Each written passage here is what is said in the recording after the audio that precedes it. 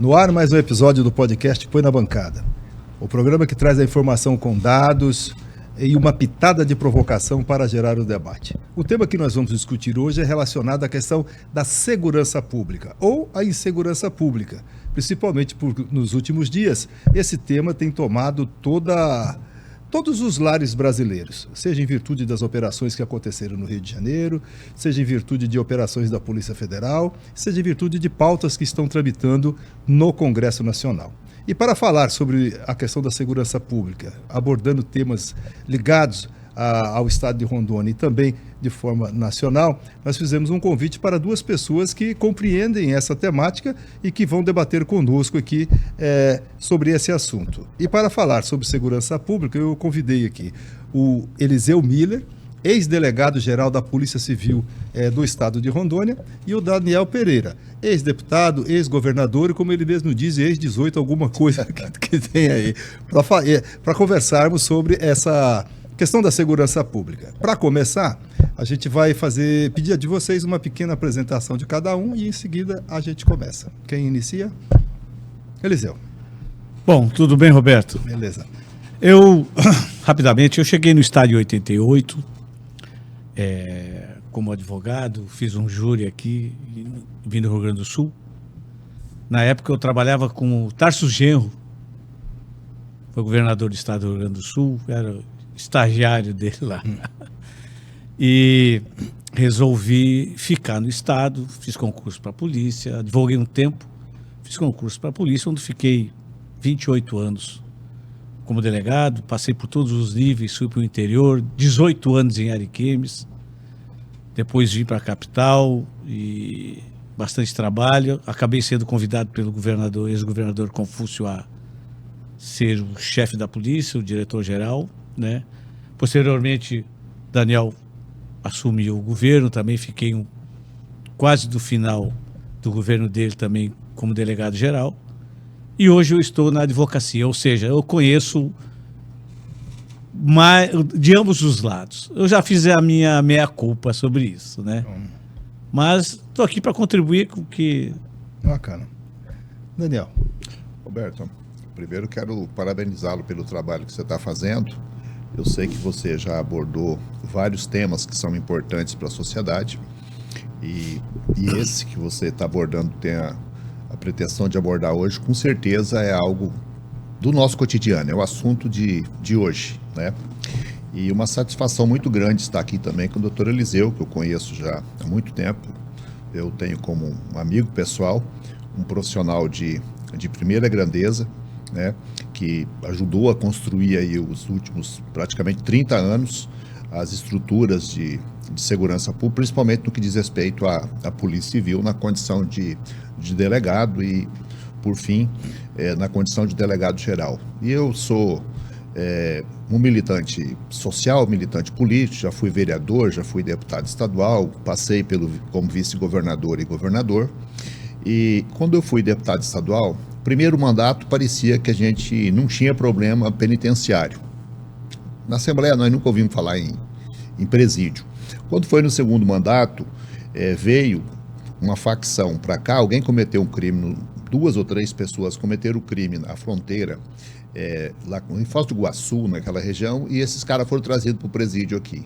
E aí chegou aqui o crime organizado, né? Virou um inferno a partir de então, a partir lá do governo do Bianco, que eu era deputado estadual na época, e foi a primeira vez que o Urso Branco foi destruído. E de lá para cá as coisas se agravaram um tanto, né? Então, com certeza é um assunto muito importante, mas ao longo daqui da conversa a gente vai perceber que é verdade que a gente tem um crime organizado a combater, mas nós também temos que combater o crime que acontece dentro de cada uma das residências, dentro das comunidades, que estatisticamente é tão grave quanto o crime organizado, que a gente acha que é o único que tem que ser combatido. Se vocês tivessem que falar para um cidadão comum, como está a segurança pública hoje? O que vocês diriam? Na minha opinião, o Estado deve muito para a população brasileira no quesito segurança pública. Eu vou complementar rapidinho a tua pergunta. No Brasil, e nós temos, isso está demonstrado, nos anos 90, você lembra daquele homicídio daquela artista da Globo, de uma novela, Pérez. filha da Carla, filha da Daniela Pérez. Daniela Pérez. Em função daquele homicídio, e num contraponto violento da opinião pública, o governo correu e criou os chamados crimes hediondos, em função da manifestação da opinião pública, né? E desde lá é isso. A opinião pública se movimenta diante de determinados fatos que ocorrem, o governo vai quase que de inopino, sem estudo, sem chamar especialistas, sem chamar a universidade, sem chamar a sociedade civil organizada, no sentido de fazer um debate claro o que é necessário para a segurança pública no Brasil e de que forma fazer esse enfrentamento. Né? Então, não há uma discussão madura onde se discute e se ouve toda a sociedade como um todo, para aí sim estabelecer uma lei forte que venha inibir, uma lei que venha criar mecanismos, principalmente financeiros, às instituições da segurança pública para visar a sua diminuição. Isso é um ponto, dentre vários outros. Mas eu vou insistir aqui, de uma maneira para o cidadão comum que está nos assistindo. Como está a segurança pública hoje? Ruim. Tá. Daniel Pereira. Roberto, quando a gente vai falar de segurança pública, a gente vai falar de crime, não de segurança pública, falar de crime, a gente tem que dimensionar qual é o tipo de crime que nós estamos nos referindo, né? Porque pelo que nós conversamos aqui, nós estamos falando do chamado crime organizado, né? Inclusive ontem o Congresso Nacional acaba de aprovar na Câmara, né, um projeto que tipifica o crime de facção, que nós não tínhamos. O doutor Eliseu está certo, a gente age por demanda, né? E nem sempre essa discussão é feita de forma técnica, ela é feita de forma política. E aí é um cidadão querendo tirar proveito da situação em benefício político, sem levar em consideração se aquilo realmente resolve do ponto de vista prático. E acaba estourando na mão dos profissionais, como é o caso do doutor Eliseu e outros, né, que exercem essa missão. Mas o crime ele é inerente ao ser humano, né? Para quem é judaico-cristão, que influencia aí pelo menos o judaísmo, o cristianismo e o islamismo, a gente se orienta pelos livros da Bíblia. E a primeira família que é tida, né, apontada na Bíblia, nós já tivemos o primeiro homicídio. Então, os crimes acontecem ao envolver as pessoas. Então, a gente tem pelo menos 3 tipos de categorias de crime que a gente tem que pensar nelas. Primeiro, os crimes que acontecem dentro da família, né? Por exemplo, os crimes de natureza sexual, que o estado de Rondônia, infelizmente, desponta como um dos principais no país, ele não é terceiros que pratica esse crime contra as pessoas, são os próprios dentro de casa, né? Nós temos, por exemplo, a Lei Maria da Penha. Quem é que pratica o crime da Maria da Penha? Eu tenho uma parte específica aqui que eu vou falar vou questionar vocês sobre essa questão específica da violência contra a mulher. Sim. Tá? Mas nesse momento aqui, Daniel, o que você diria para um cidadão comum de como está a realidade da segurança pública? Roberto, o meu objetivo aqui é dizer para ele que talvez ele está praticando, porque o crime dentro de casa é a família que pratica, né? Nós temos agora tipificado o feminicídio. Quem é que pratica o crime de feminicídio?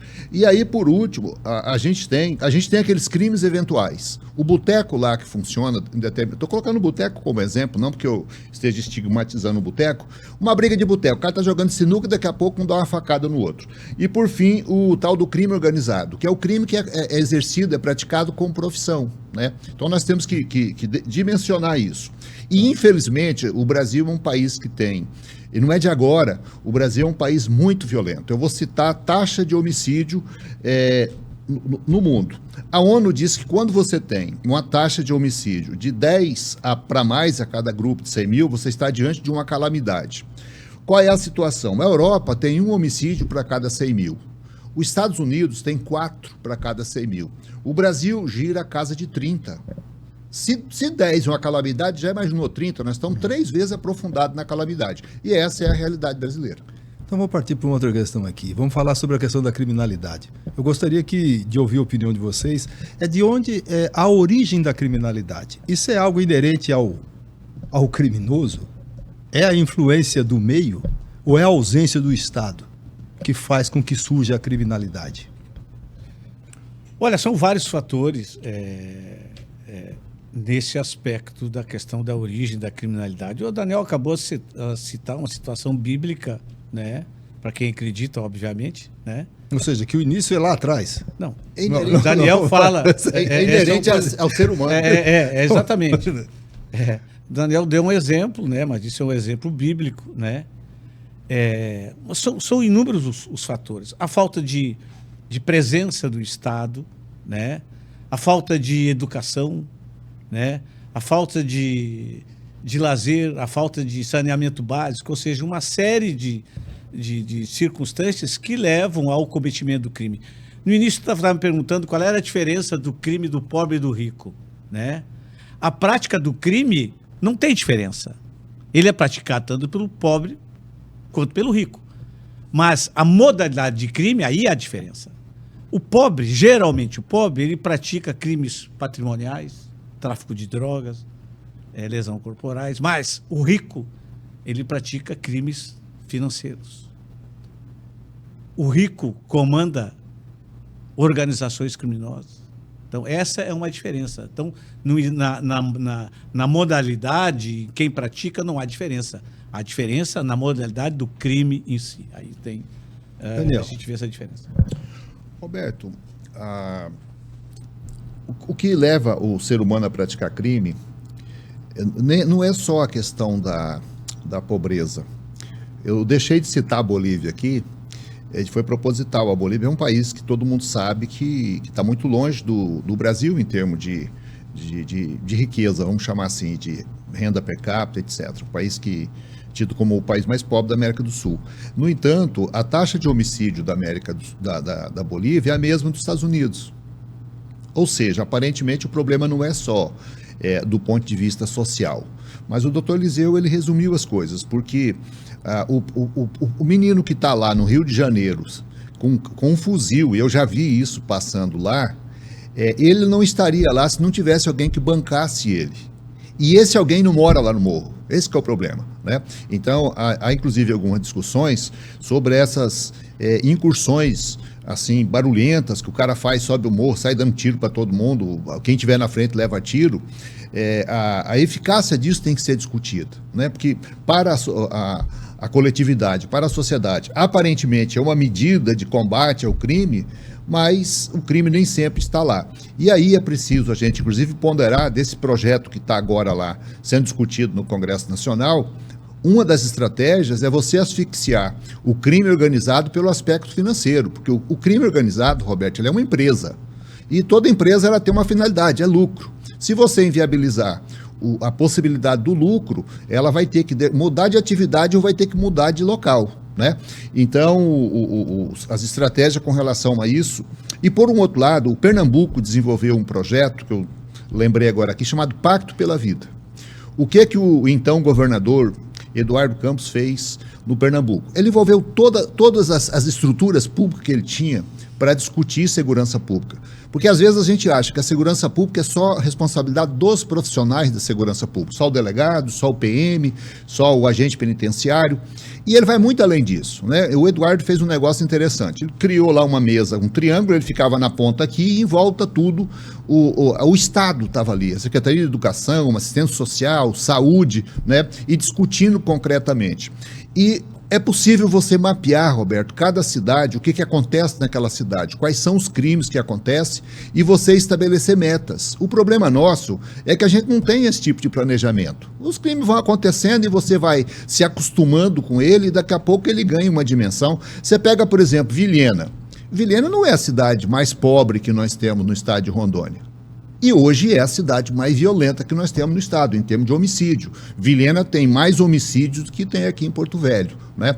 Então é uma situação bastante complexa, mas com certeza, se nós melhorarmos a qualidade de vida das pessoas, pelo menos a necessidade da pessoa praticar crime por sobrevivência vai deixar de existir. Agora, a gente não pode deixar de pensar o seguinte: os dois maiores ramos de comércio do planeta, o primeiro é arma e o segundo é droga. Então, cara, não é porque o pobre ele é mula de um processo de transporte de droga porque ele precisa de ganhar os trocados. Agora, se não tivesse o cara de consumidor, ele não tinha por que transportar o produto dele. Então, o combate à violência, ele passa muito pela eficiência do Estado, mas ele passa também pela eficiência de cada uma das famílias. Cada um de nós que temos nossas famílias somos responsáveis pela maior ou menor quantidade de crime na nossa comunidade. O Eliseu falou há pouco aqui que crime de pobre, crime de rico, tudo é crime, tá certo? Com certeza. Mas então eu vou fazer uma pergunta. Por que o crime do pobre tem mais repercussão midiática e mais comoção social? E o crime do colarinho rico, do colarinho branco, né, do rico, parece que a sociedade é mais benevolente, é um negócio mais tranquilo. O tratamento é igual para o criminoso pobre e para o criminoso rico? Olha, a resposta, numa grande síntese que está me perguntando, é o seguinte: quantos anos de escravidão se viveu no Brasil? O Brasil teve escravo por mais de 400 anos. Ou aproximadamente 400 anos de escravidão, onde as pessoas eram escravizadas por trabalho forçado. E isso ainda está inerente na sociedade brasileira.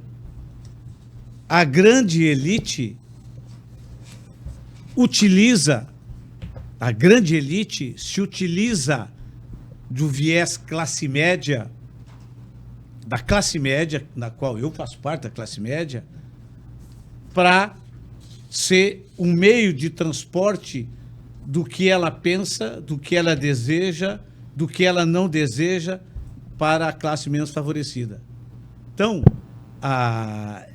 isso está arraigado na sociedade brasileira, que bandido morto é o melhor. Pobre, negro. Pergunto, será que vão fazer essa fala se bandido do sistema financeiro, sistema bancário, do político corrupto, daquele que causa mazelas muito maiores ao Estado brasileiro? Será que vão defender essa tese de que seria bom bandido colarinho branco também ser morto? Obviamente que não. Sociedade não ia... Essa sociedade na qual nós vivemos hoje, elitista, né? E até essas formas de esse projeto agora recentemente aí da antifacções, apresentado com um viés extremamente político.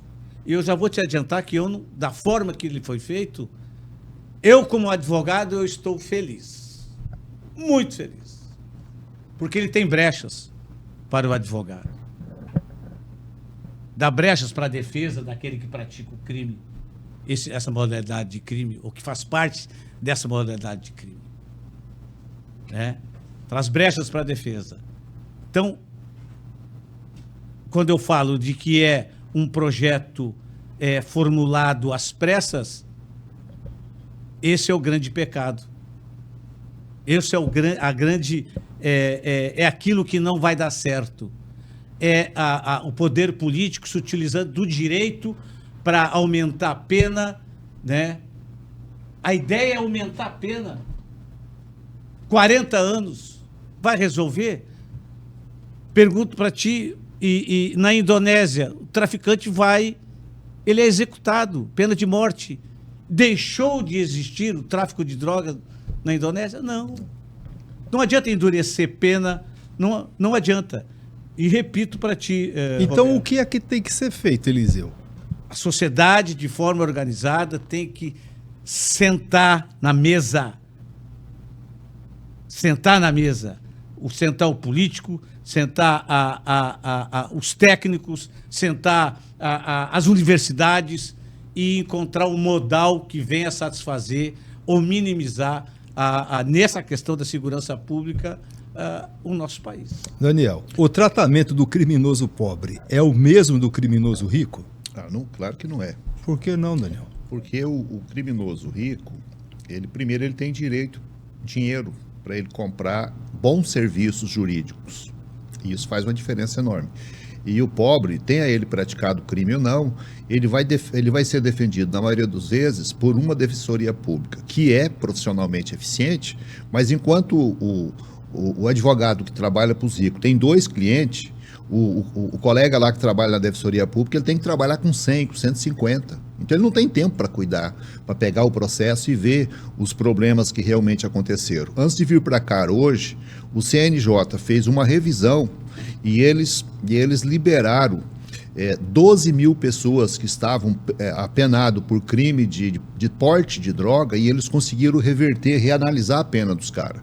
Se esse cara tivesse um advogado razoável, que é razoavelmente remunerado, ele com certeza não teria sido apenado. Então, o fator social faz sim as pessoas ser tratadas de forma diferente, porque o bom profissional, aquele cara que tem a oportunidade de estudar o processo, ele vai ter muito mais possibilidade de defender o cliente dele. Entendi. E só para concordar aqui com o doutor Eliseu, Roberto, só para a questão do Rio de Janeiro, que é onde, porque a Globo está lá e é o maior veículo de comunicação do país. Então, o que acontece? A gente foca muito no Rio de Janeiro. O que acontece no Rio de Janeiro? Escravidão. Ainda, quando existia a escravidão, nós tivemos a Guerra do Paraguai. Os negros foram levados para lutar na Guerra do Paraguai como soldados. Só que quando eles voltaram, em vez de eles conseguirem a liberdade, empurraram eles lá para o morro.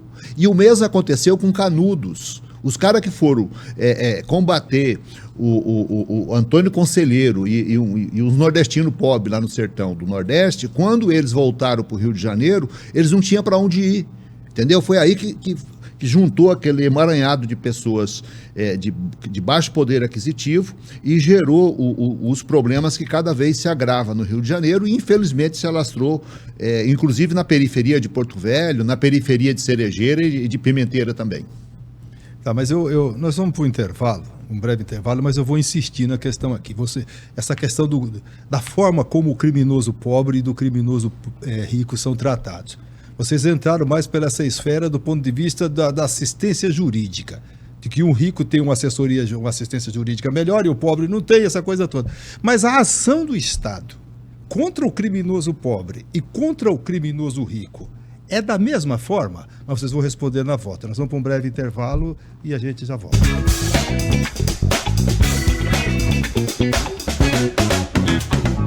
No bloco do podcast Foi na Bancada, hoje nós estamos entrevistando aqui o ex-governador de Rondônia, Daniel Pereira, e o ex-delegado da Polícia Civil do Estado de Rondônia, Eliseu Miller. E o tema é segurança pública. No bloco anterior, nós conversávamos aqui a respeito do criminoso pobre e do criminoso rico. E foram apresentados alguns argumentos de que o rico ele tem uma assessoria jurídica melhor e o pobre não tem. E eu deixei um questionamento no ar, que é o seguinte: a ação do Estado, do poder público, ela é igual contra o criminoso pobre e contra o criminoso rico? Aí, Eliseu. Não, ela não é. O Estado ele é muito preconceituoso, a nossa justiça ela é preconceituosa, a polícia é preconceituosa, o Ministério Público ele é preconceituoso contra o pobre. Essa é uma realidade. Isso eu vivenciei enquanto polícia e hoje como advogado, eu vejo isso, eu sinto isso, né? O tratamento desigual, né? Daniel fala que nós temos uma defensoria pública com profissionais extremamente competentes, mas o trabalho é enorme, né? Para tu ter uma ideia, hoje eu sou um advogado criminal que não tenho muitos processos. Eu escolho os processos que eu vou atuar. Então, é óbvio que a defesa ela é mais cautelosa, ela é mais estudada, ela é mais aprimorada, né? Eu consigo chegar hoje até o Supremo, o STJ, mas a grande maioria não consegue. Pobre, quem não tem dinheiro, dificilmente chega ao STJ. Dificilmente o mérito da qual ele está sendo acusado, né? Dificilmente o STJ analisa, né? Obviamente que analisa caso, mas é bem raro que isso aconteça. Então, na minha opinião, o Estado é extremamente preconceituoso com o pobre. Daniel. Roberto, tem um documentário, acho, não sei se está ainda na Netflix, que ele é muito interessante e ele exemplifica bem isso. Os Estados Unidos, a composição étnica deles, mais ou menos 5% da população são negros e mais de 50% dos presidiários são negros. Como é que você explica uma situação dessa?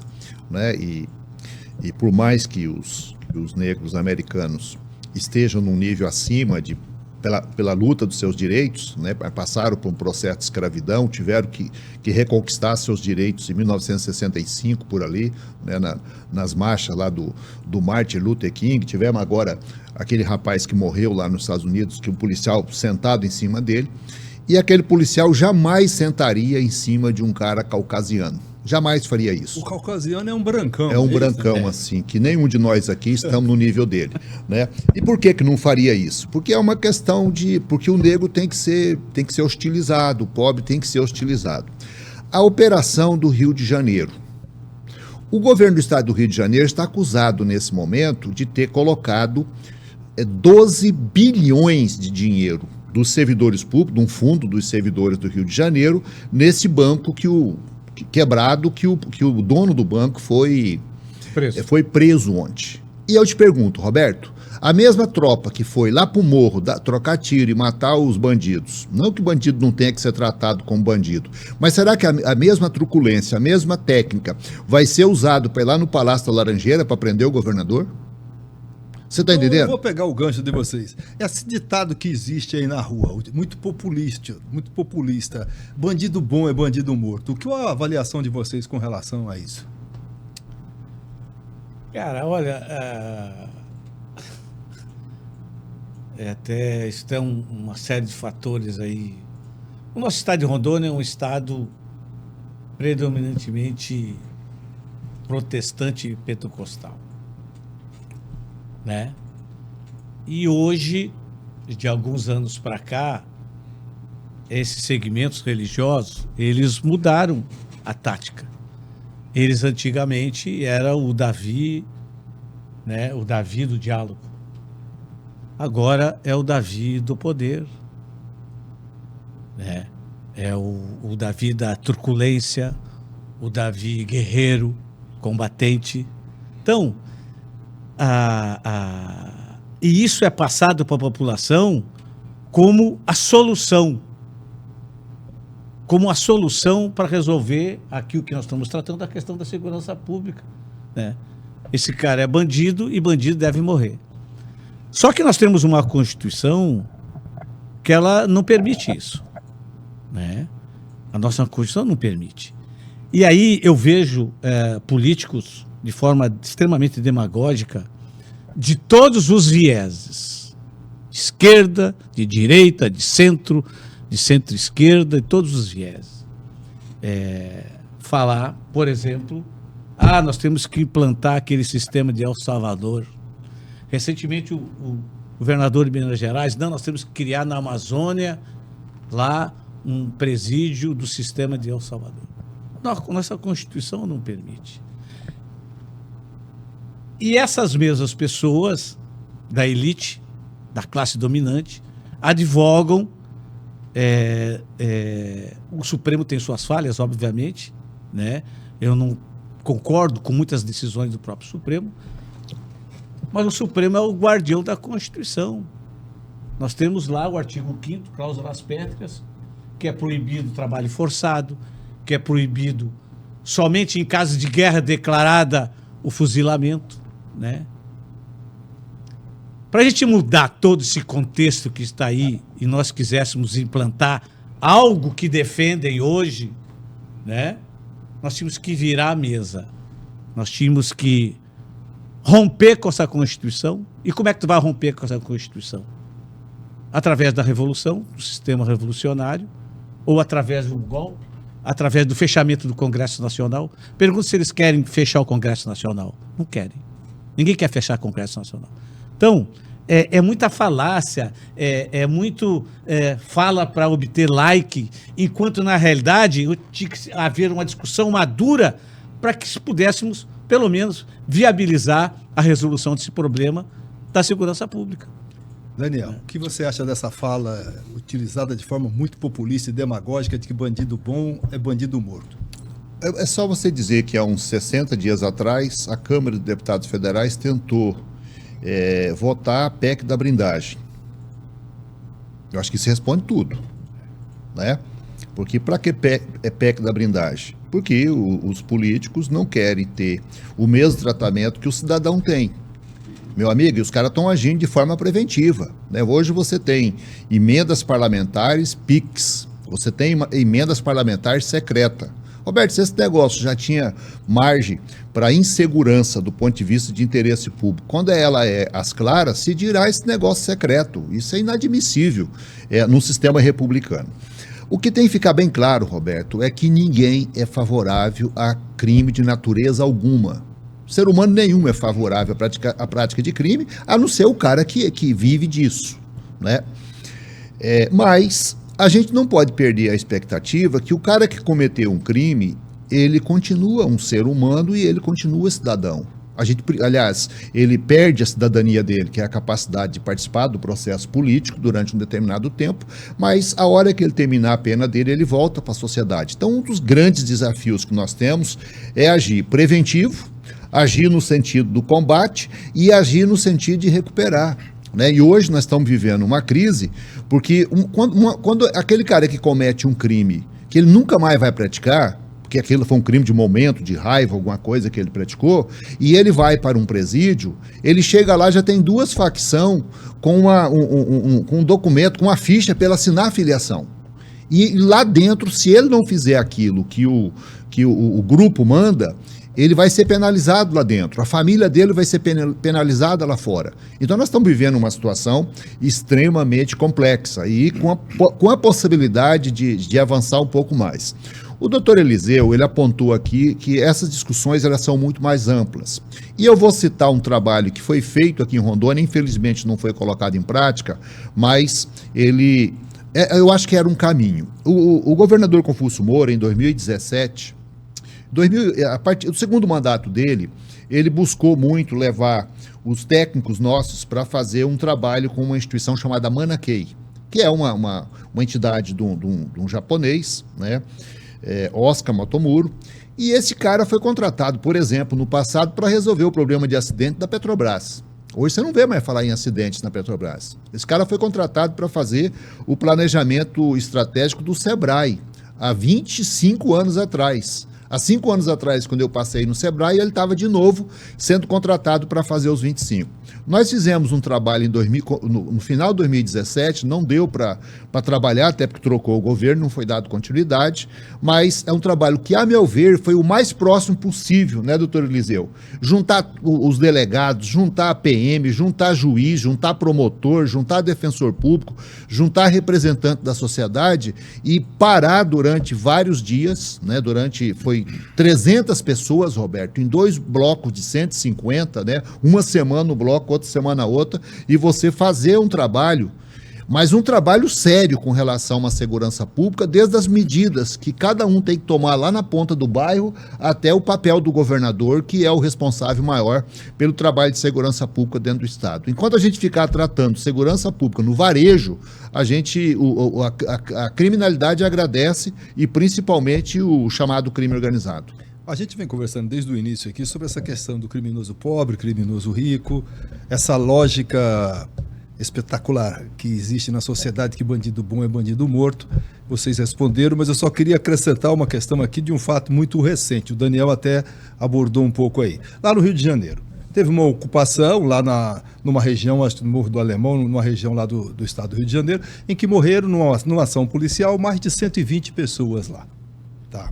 A população, parte da população, aplaudiu aquilo. É possível. Bandido bom, bandido morto. Aplaudiu. Eu vi a repercussão nas redes sociais. Mas agora, no olho do furacão, está o comandante daquela operação, o governador do estado do Rio de Janeiro, que retirou recursos do Fundo de Previdência dos servidores públicos do estado do Rio de Janeiro e aplicou num banco que todos sabiam que estava vendendo coisas que não tinha como entregar. Que o Tribunal de Contas, o Tribunal de Contas disse ao governador para não investir o dinheiro nesse banco. E ele investiu. A mesma coisa lá em Brasília. O governador de Brasília... 16 bilhões. 16 bilhões, botou num banco de moeda podre, que sabiam. Aí eu vou fazer a pergunta de novo. Bandido bom é bandido morto ou é só quando ele é pobre? Mas isso a gente vai deixar para que quem está nos assistindo faça a sua própria reflexão. Você começou a falar um pouco da realidade em Rondônia. Como é que vocês avaliam a situação da segurança pública em Rondônia hoje? Melhorou? Piorou? Está do mesmo jeito? Como é que vocês a avaliam? Olha, eu tenho conversado com colegas na questão de homicídio, do Brasil todo, Daniel, ele caiu aquela porcentagem por 100 mil, ela melhorou, né? O estado de Rondônia, nesse quesito, ele se mantém um pouco acima da média. Hoje a média nacional é de 20,8, salvo engano, por cada 100 mil, né? A Rondônia está, acho que 10 ou 11 ali, homicídios por cada 100 mil habitantes, ou seja, está acima da média. Mas a segurança pública também, Roberto, além dessa discussão sociológica, antropológica, né, que se faz necessário, há também o Estado tem que fazer a sua parte no sentido de melhorar as condições de trabalho do servidor policial. Quando eu falo melhorar as condições de trabalho, eu falo como um todo. No aspecto da Polícia Civil, nós, com o governo, o Estado com o governo Confúcio, ele deu um salto de qualidade na estrutura, nos locais de trabalho dos servidores, né? Prédios novos, equipamentos novos, ou seja, isso o Estado, eu vejo que até hoje também ele se mantém de um bom nível. E de uma polícia, eu falo aqui tanto da PM quanto da Polícia Civil, agora da Polícia Penal, com um bom nível de qualidade de seus profissionais, excelentes profissionais. Mas precisa melhorar o aspecto salarial, precisa-se de criar um mecanismo de concurso público anual, porque a Polícia Judiciária do Estado de Rondônia, ela é para ter no seu efetivo aproximadamente, hoje, 3 mil servidores. Ela não tem 50% disso. Os delegados hoje atuam da forma do sistema que nós criamos, por videoconferência. Hoje, no interior do Estado, para o interior do Estado, só um delegado, uma equipe de delegado e escrivão para fazer flagrante em todo o Estado de Rondônia, por videoconferência. Isso foi um avanço que nós tivemos que fazer por falta de servidores. Então, há necessidade de servidores, há necessidade de uma melhor remuneração, há necessidade de qualificação, treinamento, há necessidade, e eu sempre defendi isso, eu fui diretor da academia também, de um currículo unificado, né? Um currículo unificado para que tanto a Polícia Militar quanto as polícias civis e até os policiais penais tenham um conhecimento mais homogêneo, né? Então, são uma série de situações que isso engrandece e isso estabelece credibilidade perante a população da forma de atuação dos órgãos de segurança pública. Isso está faltando hoje, o Estado precisa melhorar isso. Só para concluir, Daniel, sei que tu vai fazer a tua fala agora, isso não é só Rondônia. Os policiais civis e militares de São Paulo, hoje eles estão reunidos, reclamando, né? Goiás, a Polícia Militar de Goiás não tem aumento há 7 anos nesse governo. E lá o cara fala que segurança pública comigo, eu entendo tudo. Então, precisa dessa motivação profissional, qualificação, também faz parte da engrenagem para que nós tenhamos uma segurança pública melhor. Daniel, o que você acha? A situação Roberto, melhorou, piorou? Como é que tá? Eu não tenho como primeiro, eu sou suspeito para falar sobre, porque eu posso não ser isento, né? Uhum. Eu vou falar um pouquinho sobre o que eu participei, né? O governador Confúcio, o doutor Eliseu, inclusive estando dentro do governo, já fez um resumo. Confúcio foi o cara que mais investiu em segurança pública na história do Estado. né? As delegacias que tinham sido construídas na época do Teixeira, ele foi lá e reformou tudo. E ele propôs um modelo que, infelizmente, ele não foi bem trabalhado para verdadeiramente acontecer, que é a integração do sistema de segurança, né? Hoje, a Polícia Civil tem um banco de dados, a PM tem um outro banco de dados, o Ministério Público tem um terceiro banco de dados. E tudo é público, né? Primeiro que você tem 3 despesas para fazer a mesma coisa, e segundo que você não tem essas informações organizadas para você fazer o seu planejamento, para você fazer o seu trabalho. E, por outro lado, não tem também como a sociedade civil cobrar resultado, porque você não tem números, né?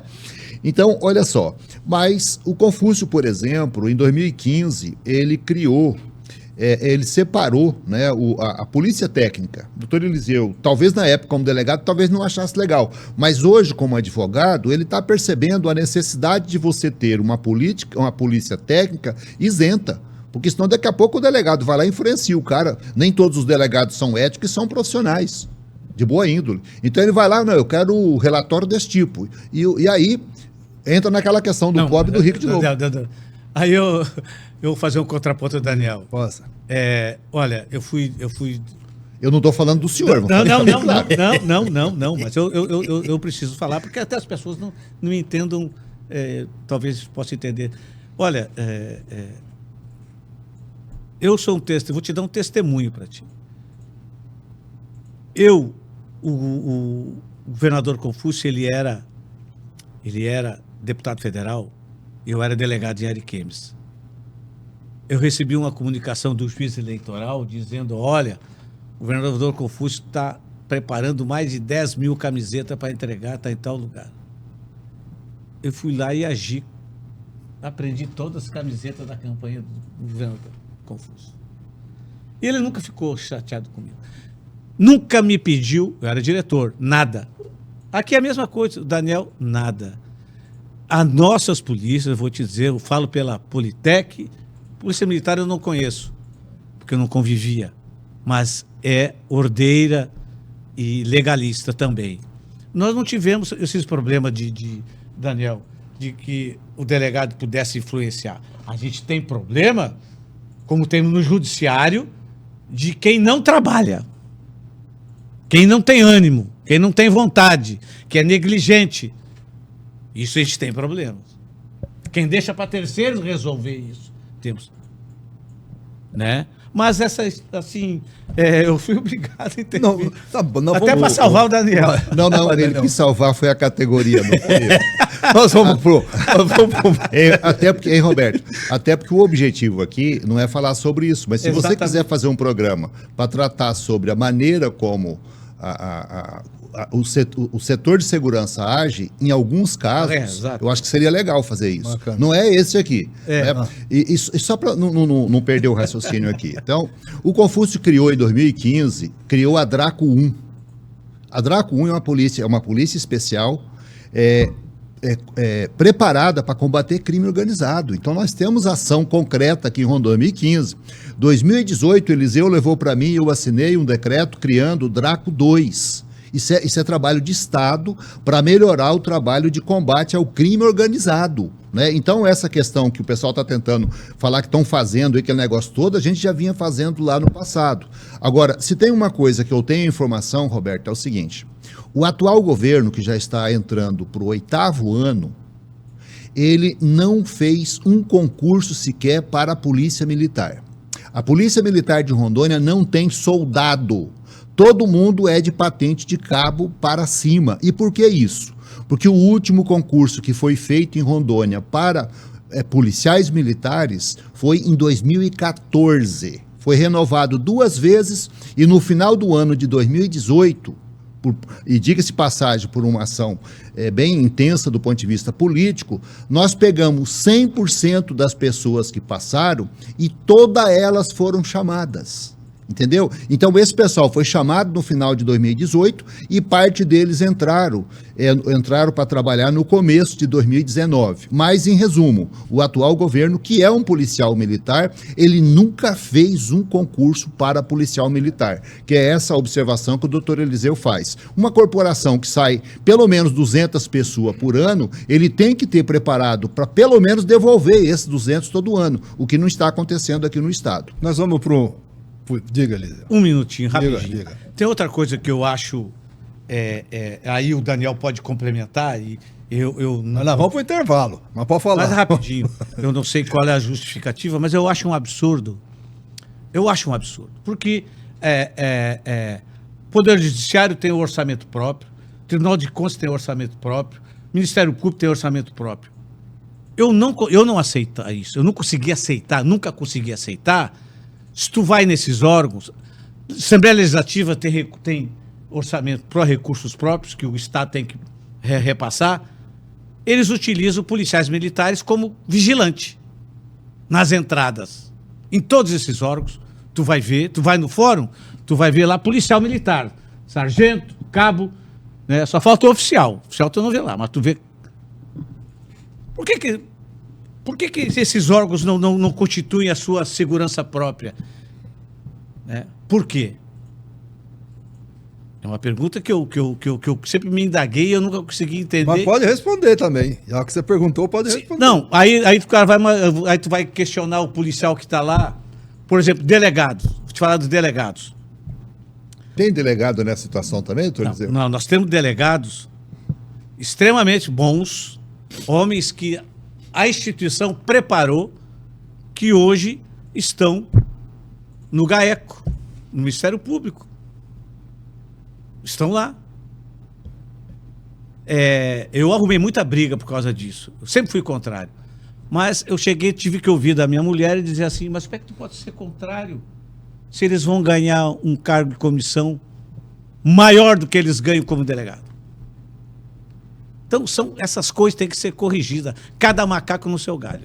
Nós vamos para o intervalo e na volta... Eu quero dar uma pitacada nisso. Na volta você dá uma pitacada nisso, mas nós vamos para o intervalo rapidinho e voltamos. Mas eu já vou deixar duas questões no ar também. Eu quero que vocês me falem aqui de uma maneira mais rápida, porque o nosso tempo está avançando. Quais são os principais crimes que acomete a população em Rondônia e a questão das facções? A gente vai para o intervalo e já volta.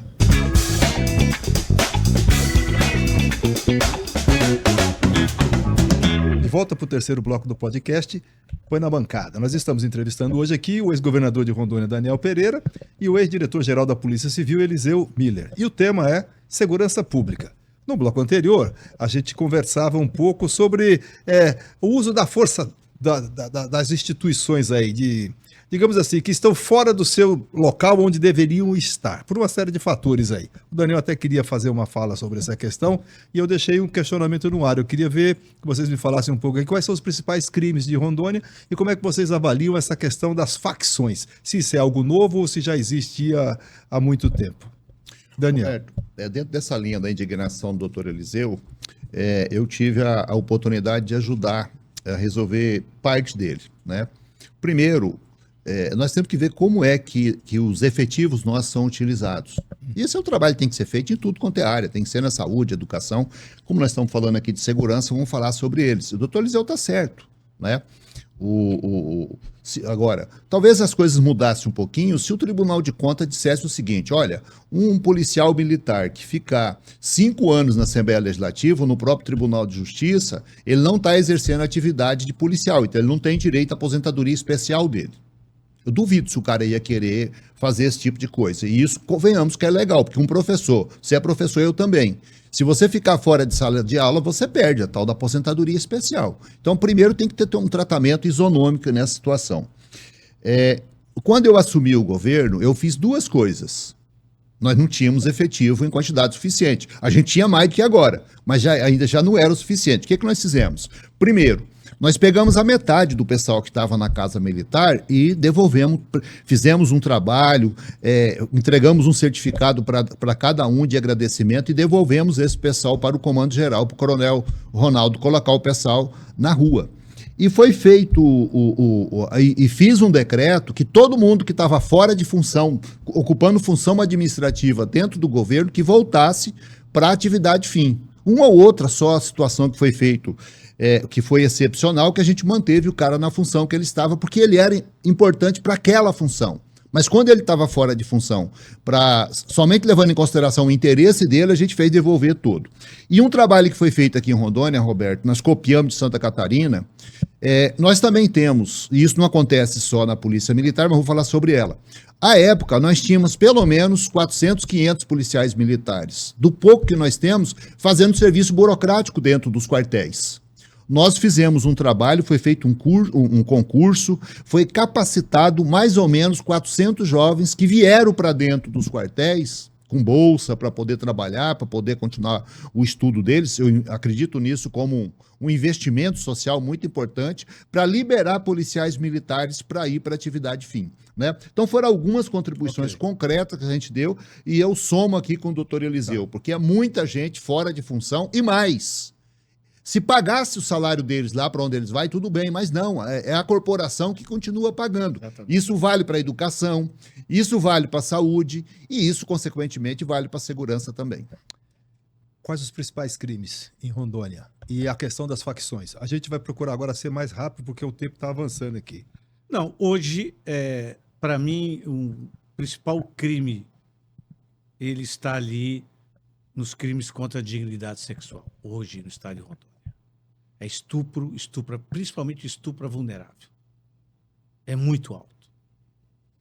E as condenações são altíssimas também. Tudo acima, a grande maioria, acima de 10, 12 anos, 15 anos. Na minha opinião, é que hoje eu advogo e eu percebo isso. Quais são os crimes mais comuns, Eliseu, aqui? Você lá na não, delegacia tem, que vocês... não. Hoje é tráfico de droga, onde a maioria, os presídios só está, a maioria, 98% é miserável, pobre. Tudo isso? Não. Dos presos, né? São vários crimes. Crimes contra o patrimônio, tráfico de drogas contra o patrimônio, crimes sexuais, né? A polícia judiciária e o Ministério Público conseguem ainda desarticular algumas organizações criminosas, né? Aliás, tudo hoje é organização criminosa. Mais de 4 é organização criminosa. Mais de 4 envolvidos. Lá no final, eles são absolvidos da organização criminosa. Pode até ser condenado por peculato, alguma coisa, né? Mas tudo hoje é organização criminosa. As facções, esse fenômeno, não sei se ele é novo. Se você levar assim em termos de lapso temporal, é novo. E aí, Roberto, a gente tem uma agravante, porque a gente tem que pensar nas coisas. Qual é o tamanho do território de Rondônia? Rondônia é maior do que o território do Paraná. Um pouquinho menor que São Paulo. Qual é a nossa população? Nós temos 1.800.000 habitantes e o Paraná tem 8 milhões. O que significa isso? Porque no mesmo espaço, nós temos muito mais gente para produzir riqueza.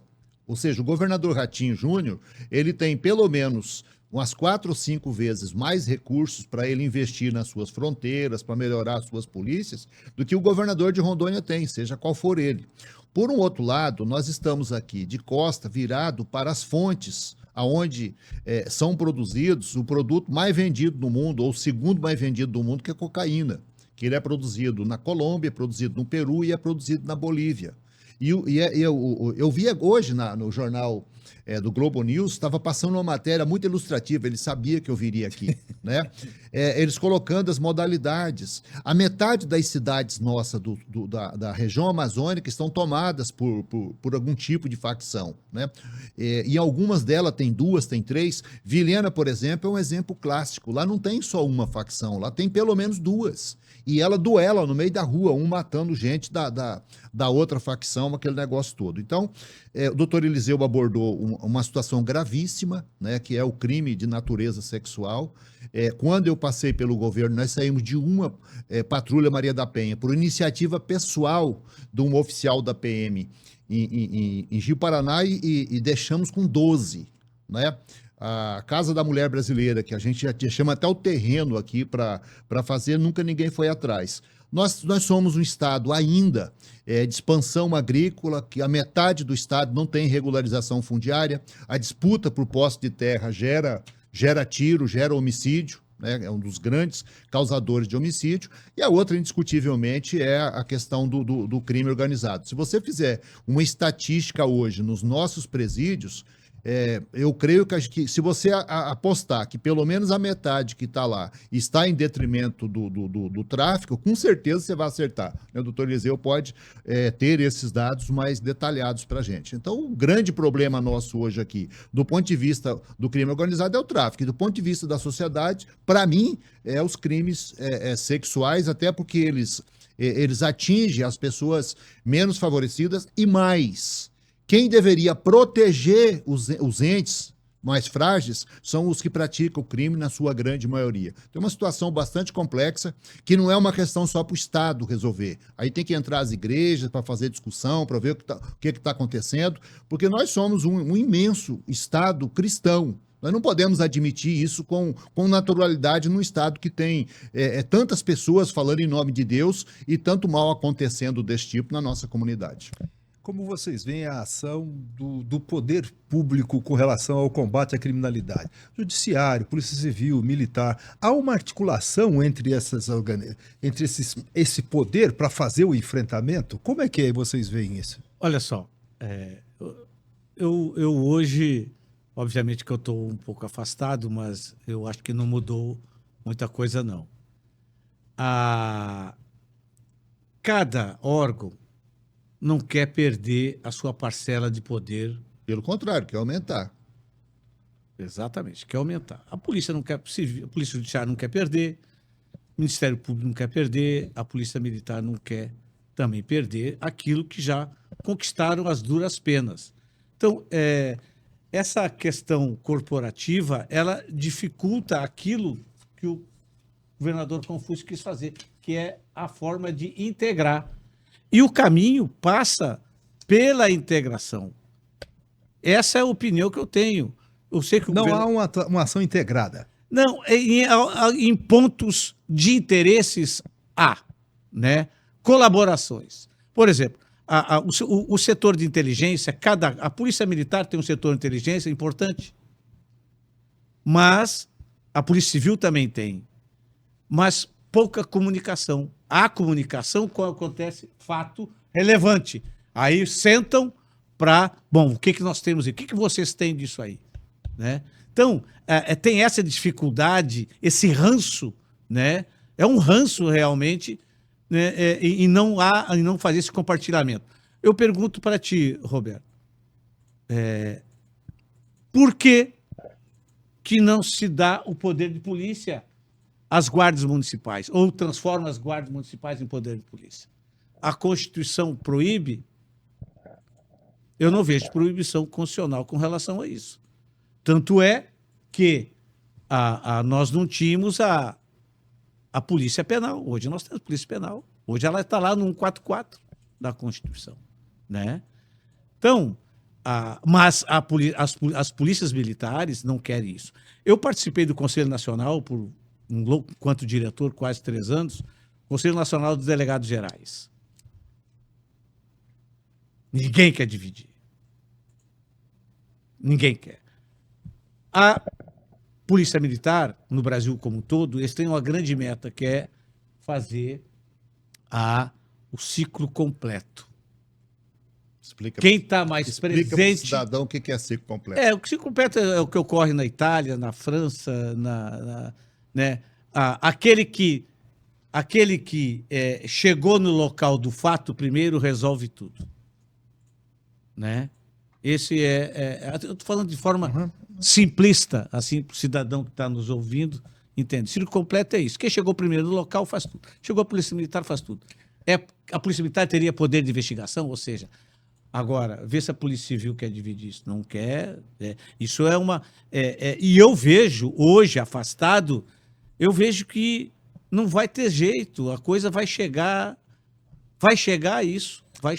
Eliseu, e também vai para o Daniel. Essa ação desarticulada que você está mostrando aqui,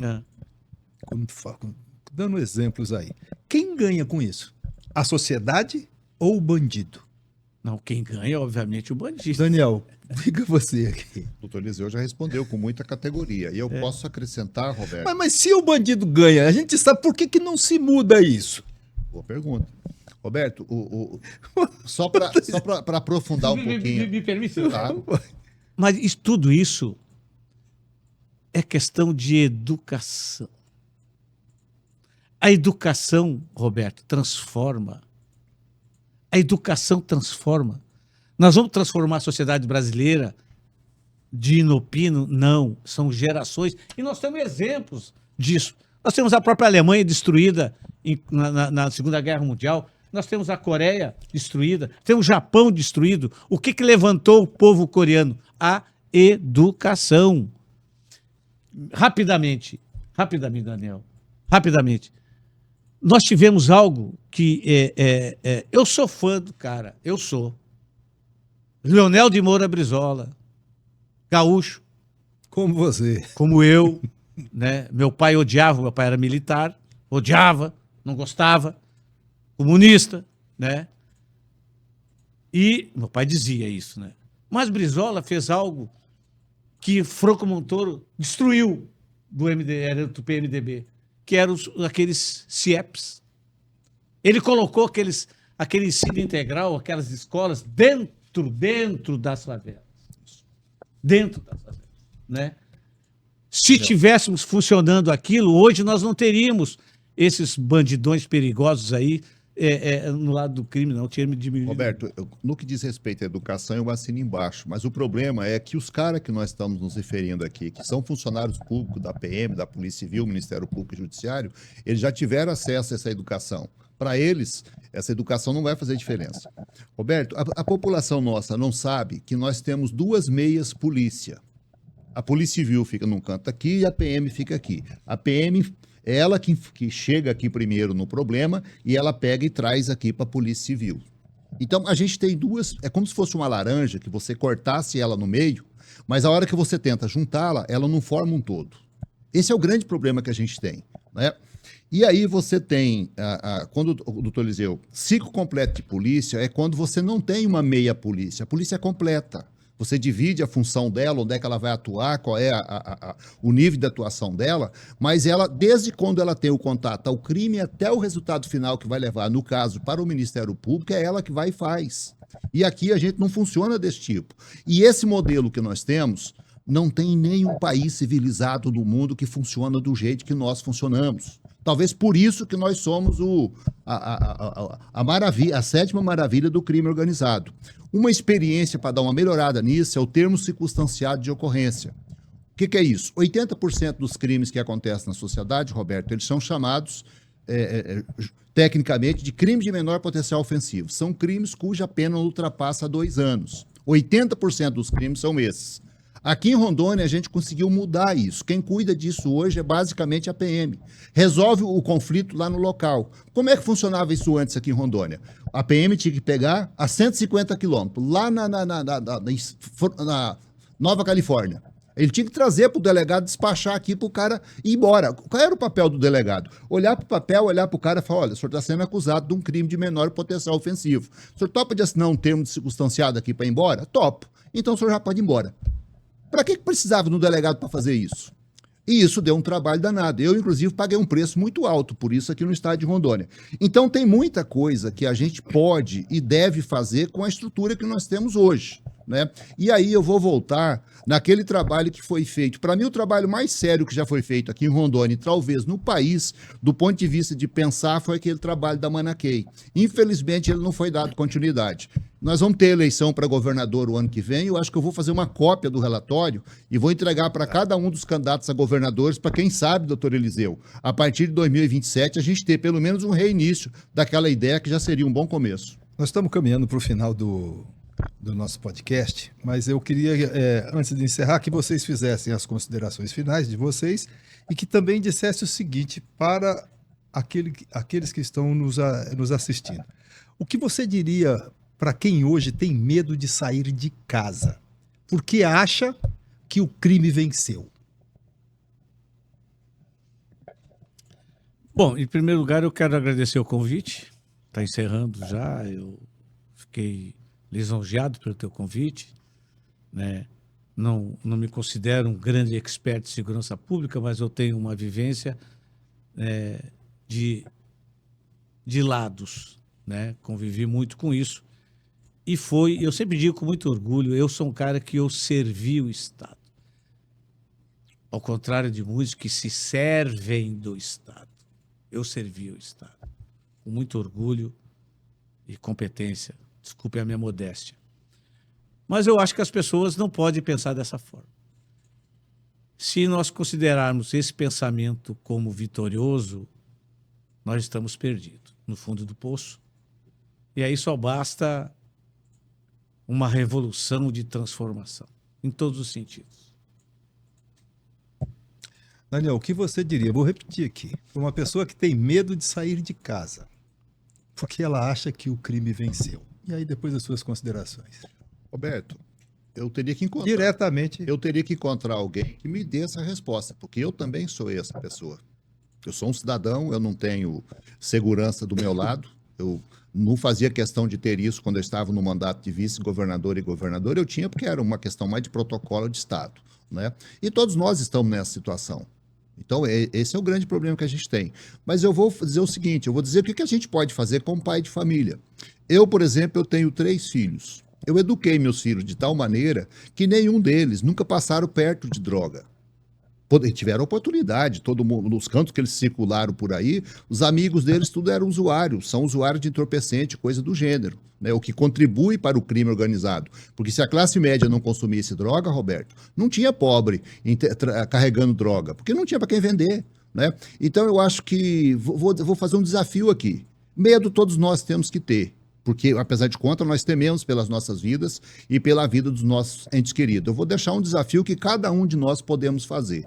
Se cada padre resolver o problema da sua comunidade, se cada pastor resolver o problema da sua comunidade, se cada pai, se cada mãe mergulhar para dentro da sua casa, pegar a sua família e cuidar dela, não deixar ela se envolver, você vai estar dando um grande passo para você resolver isso como um todo. Evidentemente que isso não isenta de forma alguma, né, o poder público a fazer o seu trabalho, resolver essas questões, essas dicotomias que eu e o doutor Eliseu levantamos aqui, porque, apesar de conta, mais da metade do recurso que o Estado dispõe, Roberto, nós gastamos para o sistema de segurança. Se você for envolver Judiciário, Ministério Público, a Defensoria Pública, Ministério Público, PM, Polícia Civil e Penal, faça um levantamento para você ver quanto que isso dá.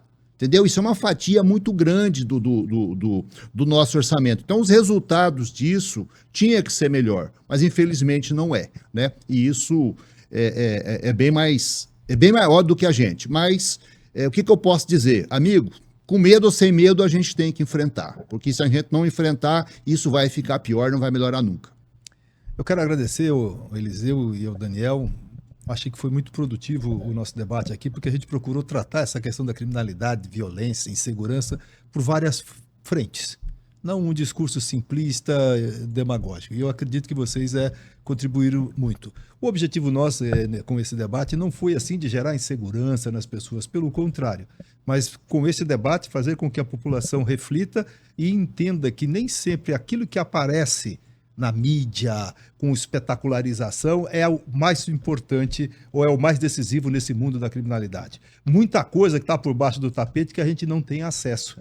E o objetivo aqui é que a gente possa ter essa compreensão, e essa fala final do Daniel aqui é muito importante. O volume de recursos do cidadão público investido na área de segurança, acredito que mereceria um retorno em segurança, em qualidade de segurança muito maior para nós que moramos nesse estado e nesse país. Muito obrigado e até o próximo episódio.